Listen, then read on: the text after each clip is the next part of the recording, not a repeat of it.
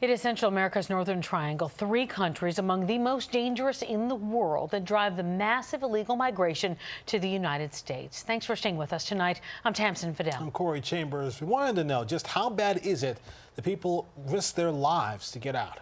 So we sent Pix 11, our very own Christian Benavides, to the region, including Honduras, where gangs tell people to leave their homes or die. Yeah, Pix 11's Christian Benavides went right into the heart of the most dangerous community. Take a look. Here is the line that divides the territory controlled by 18th Street Gang and MS-13 inside of the Chamelecon neighborhood of San Pedro Sula in Honduras. The military stands guard at the entrance of the neighborhood. They call it a conflict zone. They stop and search vehicles for contraband and fugitives. Era territorio de la Mara 18. 3 years ago, this was 18th Street territory, but there was a war. Inspector Josue Aroca of the National Police told us. At 23 years old, he is in charge of officers inside what many consider the most dangerous neighborhood in Honduras. In January and February alone, there have been 529 homicides inside of Honduras, a country with a population about the same size as New York City, just over 9 million. All this graffiti that is now MS-13 used to be 18th Street Gang. This graffiti is about 3 years old, according to police and an expert that interprets all of this. And what we understand now is that MS-13 won the war right here, so they control this part of the neighborhood. We rode along with police in the middle of the day inside what used to be a residential area. It remains desolate and with abandoned homes lining the streets.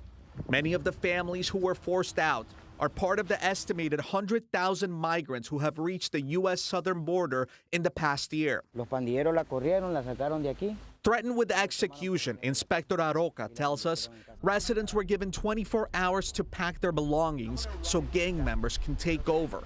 Often the houses get turned into casas locas or crazy houses. Here is one of them, places where murder was part of a daily routine. National Police here in Honduras arrested 9 members of the 18th Street Gang inside of this abandoned property. What they tell us is that the gang members mutilated and tortured a bus driver simply because he was a bus driver in MS-13 territory.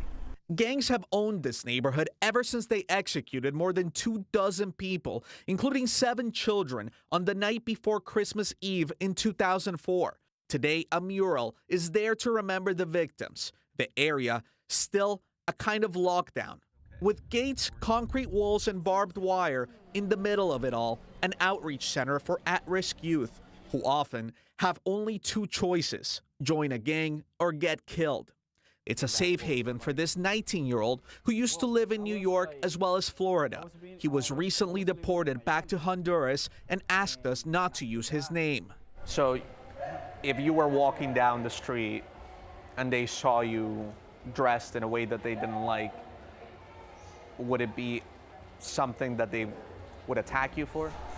Yeah, because I'm not from that part. I'm not from that city. We visited the center along with a New York delegation on a fact-finding mission to Central America. We saw 90 kids who now have a future because they were being trained for jobs. They were being trained in self-esteem. They were learning values.